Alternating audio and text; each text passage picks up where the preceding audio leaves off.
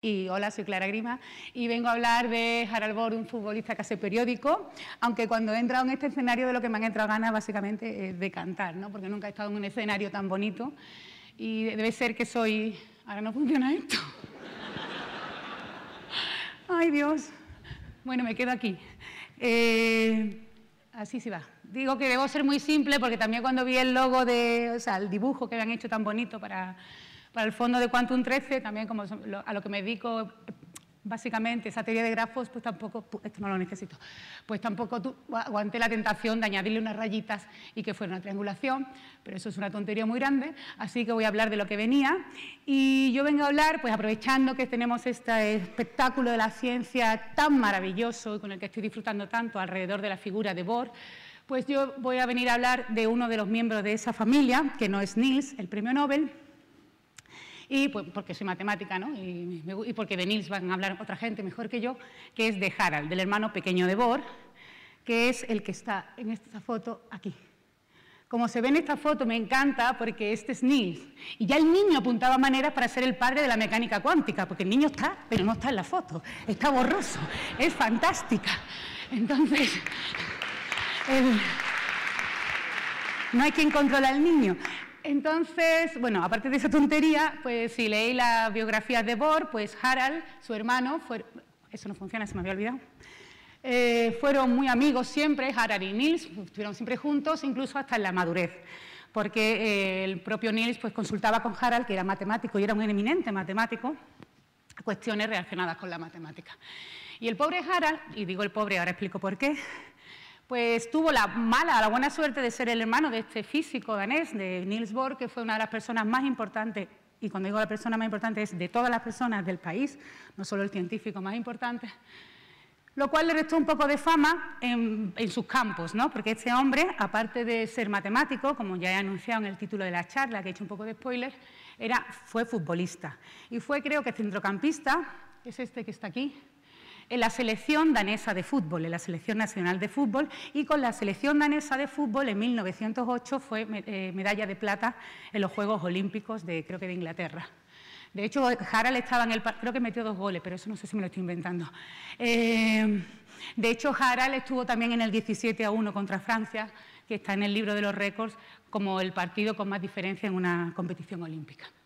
Entonces, Harald, aparte de ser futbolista, centrocampista de la selección danesa de fútbol, en 1910 pues, leyó su tesis sobre serie de Dirichlet, que es una cosa muy bonita en matemáticas, y cuentan que era curioso ver cómo en la sala de lecturas, en el Paraninfo, donde la leyera, había más aficionados al fútbol que matemáticos, porque iban a ver a un matemático defender su tesis doctoral.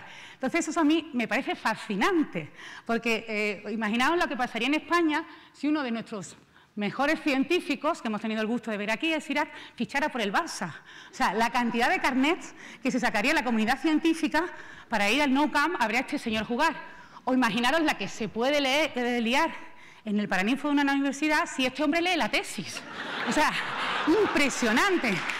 Pero es otra cultura, eran otros tiempos y nos resulta inconcebible. No sé, Cirac tiene pinta de deportista, o sea que por algún lado lo podemos conseguir. En honor a la verdad, y hasta donde yo sé, sí que tenemos en España a alguien relacionado con el fútbol y que adora las matemáticas, que es un jugador también de la selección española, que es Juan Mata, y que también, aparte de ser futbolista de la selección, como Harald, pues no está estudiando matemáticas ni va a ser matemático, pero sí pues, se le propuso un reto en el país para la Real Sociedad Matemática Española, donde proponían un juego de combinatorias muy, muy bonito. Bueno, pues dejo la carrera futbolista de Mata, la tesis de Ramos y demás, y voy a contaros un poco por qué hizo Harald Borg y por qué es un eminente matemático. Entonces, como he dicho, él defendió su tesis sobre series de Dirichlet, ¿vale? Estas series no las echan en ningún canal, no son series de televisión, pero son unas series muy interesantes desde el punto de vista matemático, porque en algún sentido, todo esto entre comillas, pues sus trabajos o los trabajos sobre la serie de Dirichlet pueden ser un primer acercamiento a un problema muy gordo que existe en matemáticas, un problema muy famoso, que es demostrar la hipótesis de Riemann. Es uno de los problemas abiertos más importantes que hay en la historia de las matemáticas. Eso que está ahí es una función ¿de acuerdo? Una cosa que le da valores y suelta otros valores. Y en la hipótesis de Riemann, no la voy a explicar, pero lo que están interesados es en ver dónde esa función vale 0, dónde toma el valor 0 y Riemann tiene una hipótesis y tal. No hay problema.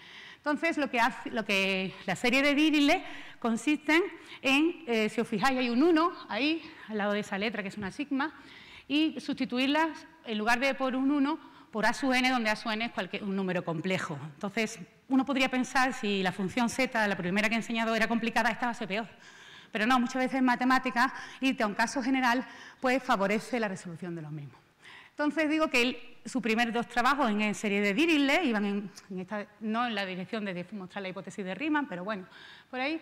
Y siempre que hablo de la hipótesis de Riemann, me gusta contar una anécdota de Hardy, ¿no?, de otro matemático que estaba como estaba excéntrico, y que él decía que Dios lo odiaba.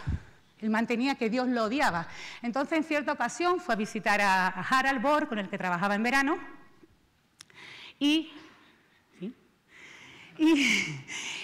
porque le gustaba mucho ir a Dinamarca, y cuando tenía que volver a Inglaterra, que era donde era Hardy, pues había una tempestad muy grande y en aquellos tiempos los barcos pues no eran tan seguros. Entonces este hombre tuvo una feliz idea para evitar el naufragio.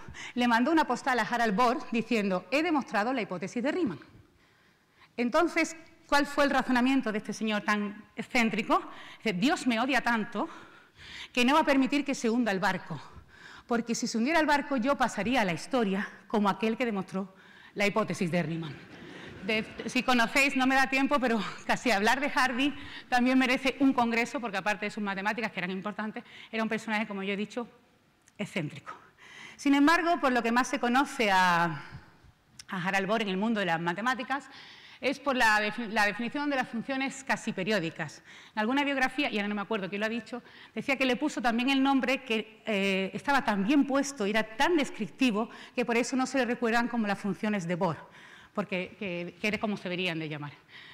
Voy a intentar dar una idea de que es una función casi periódica, basándome en lo que es una función periódica. Esto es la función seno, y es una función periódica. ¿Qué significa periódica? Para el que no lo haya visto nunca, pues cada cierto tiempo se repite el valor de la función. Se marca ahí 2 puntitos, entonces en 0 la función seno vale 0, en 2pi también vale 0. Es como si, con todas las comillas, no me vayáis luego a echar una bronca, como si al dar la vuelta volvieras a pasar por el mismo sitio, como si al dar una vuelta de 2pi vuelves a tomar el mismo valor. Eso es una función periódica, una función que cada cierto tiempo se repite, como la onda del seno. Entonces, una función casi periódica, la definición no es fácil, no es trivial de entender, y menos en este tiempo, pero sería una cosa así, digo, con todas las comillas del mundo, sobre todo con la gente que tengo aquí delante, no es muy rigurosa la definición, es como al dar la vuelta no pasas por el mismo sitio, pero casi, ¿vale? Entonces, eso es, de ahí viene, casi periódica, ¿no? Digo que esto es una definición un poco intuitiva, no formal. Y, en algún sentido, las series de funciones casi periódicas, digo en algún sentido, y ahora sí que aquí hay muchos Nobel de física, con todas las comillas del mundo, comparten la filosofía de la mecánica cuántica en el sentido, digo, la filosofía, el sabor, el aroma de la mecánica cuántica, en el sentido de que, bueno, primero de que no son exactas, como las funciones periódicas, pero permiten describir algunos procesos reales mejor que el formulado clásico con las series de Fourier, que tampoco las echan en ninguna cadena, pero son unas series que utilizamos en casi todo lo que hacemos. Las aplicaciones de las funciones casi periódicas, pues muchas. Voy a resaltar que se utiliza, pues cuando se estudia cuasicristales, también se utilizan funciones cuasiperiódicas en el estudio de la homología cuántica de lazos y, por supuesto, en el tratamiento de la imagen y sonido. Cada vez que tocáis un fichero JPG, estáis recordando a Bohr, ¿vale? Entonces, por último ya casi, y esta vez verdad, no como otra gente, lo que, según cuentan de Harald Bohr, lo que nunca eclipsó ni el futbolista ni el matemático fue al hombre. Porque todo el mundo descarta que lo mejor de Harald Bohr era que tenía una humanidad infinita, que era una persona muy simpática, muy amigo de sus amigos y muy cariñoso. Y a mí me gustaría hacer un poco de hincapié en esto, porque últimamente hablamos de fuga de cerebros. Y no son cerebros, son personas humanas las que se fugan y no solo tienen una cabeza que piensa. Sí, no, lo de movilidad exterior me gusta todavía menos. Pero bueno, Entonces, y por último, terminar, que también la física cuántica, yo soy matemática, es muy importante para los matemáticos porque es esa frase en inglés de Polya, nos permite recordar los primeros dígitos del número pi. Si la decís en inglés, si la decís en español, más o menos es que bien me siento una copa de alcohol después de estudiar mecánica cuántica. Muchas gracias a todos.